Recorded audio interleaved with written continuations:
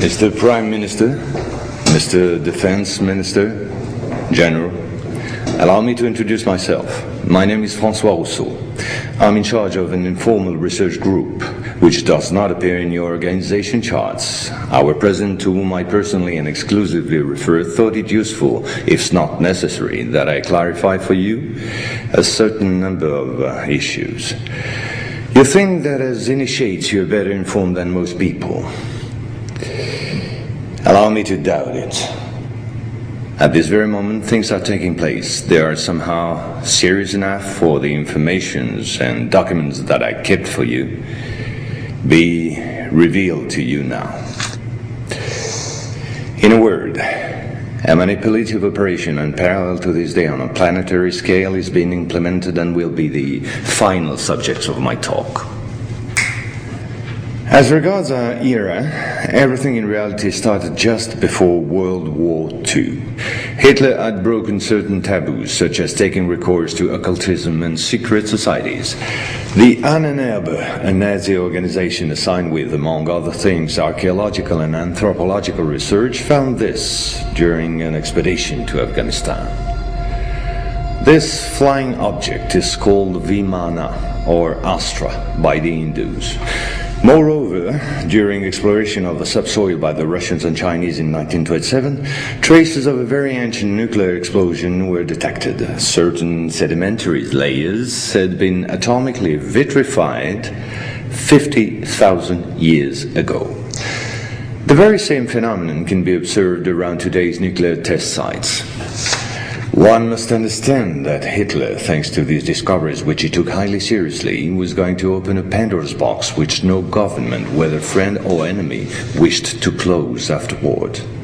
Behind tragic history, which we all know, lies a theory based on the existence of full moons, associated with the four geological cycle. According to Hans Erbiger, founder of the world ice theory, the Earth had undergone 4 semi-global extinctions of life due to the fall of one of these moons.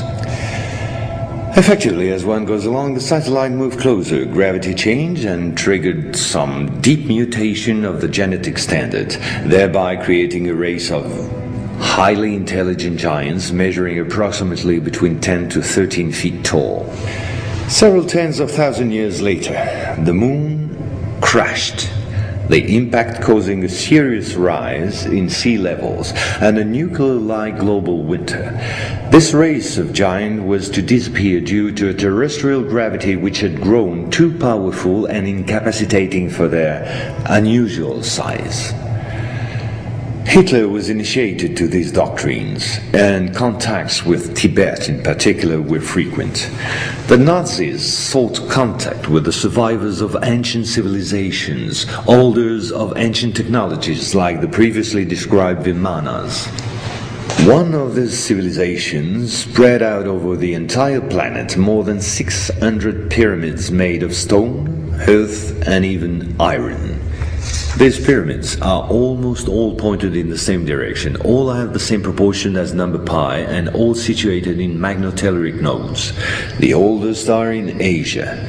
2 of them are submerged, one south of Japan at Okinawa, another south of Cuba. These 2 were built about 12,000 years ago.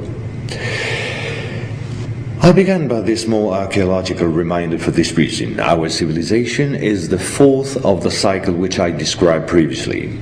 Yes, I know that might well hurt our pride. We're neither the first nor the last.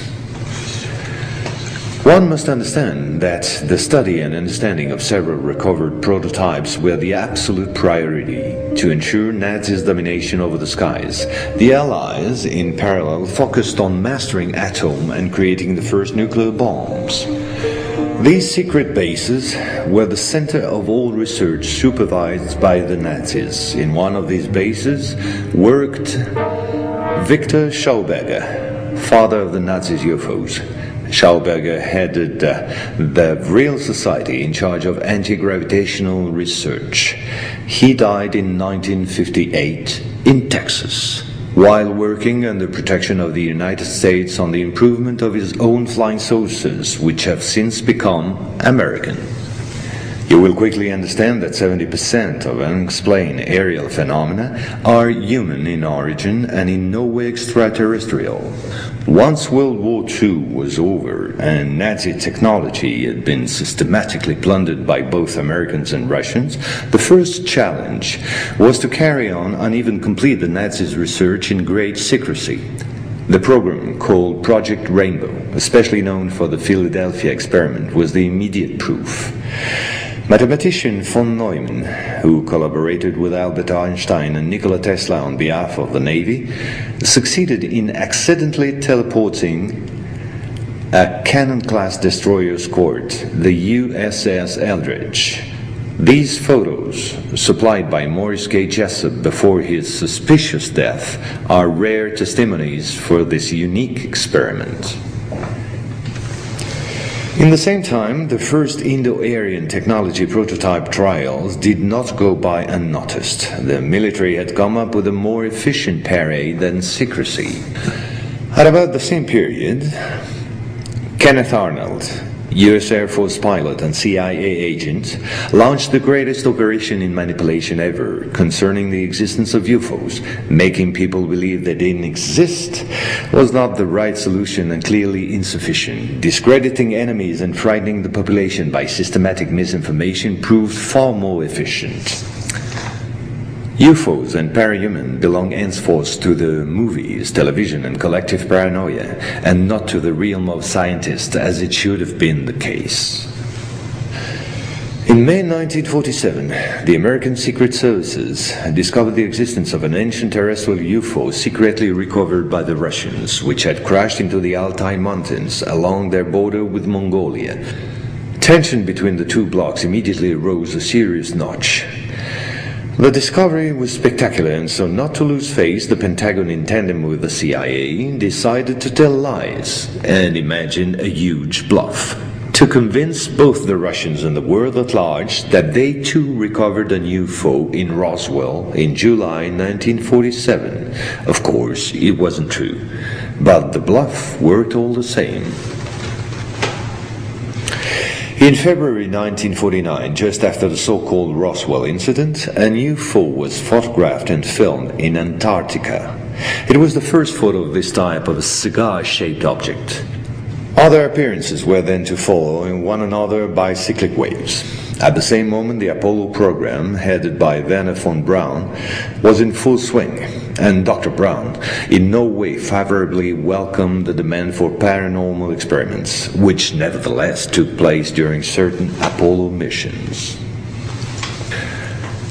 This is the last known experiment on psychic and telepathic amplification, as well as detection of psytron particles emitted by the yogi towards the Apollo capsule.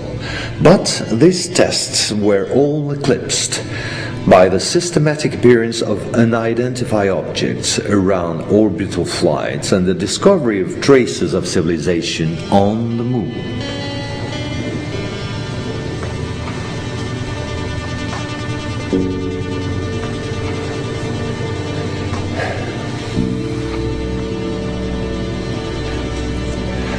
NASA had to face an avalanche of data and embarrassing proofs. The only solution was to put everything under the cloak of defense secret. In 1971, the Jason Directive set up a special retouching service whose purpose was to erase all signs of civilizations or ruins on the moon, especially in those photos intended for the general public and the press.